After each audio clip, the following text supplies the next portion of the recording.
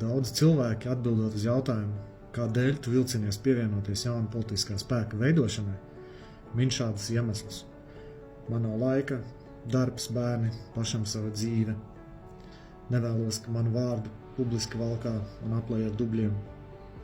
Neesmu publiska persona. Man īsti nav pienesuma, ko dot, neesmu supereksperts nevienā nozarē. Apgāžam šos mītus. Aiziet. Pirmais. Patiešām būtiskais atbalsts neprasa daudz laika. Galvenokārt tā ir tava balss partijas dibināšanas sapulcē, tie ir tavi lēmumi biedru kopsapulcēs, tā ir tava dalība vēlēšanās. Pretī tu saņem gandarījumu par to, ka esi piedalījies un ietekmējis savas valsts rītdienu. Otrais.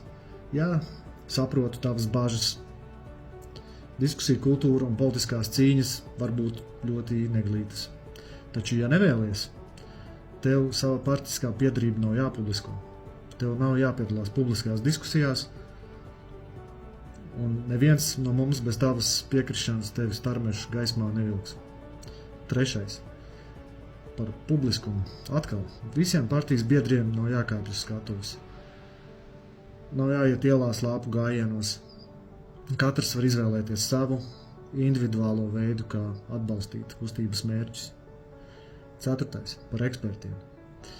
Šķiet, ka tu par sevi par zemu novērtē.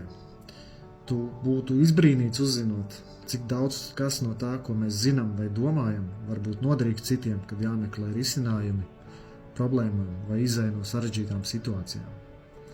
Nestāv malā, iesaisties jau šobrīd.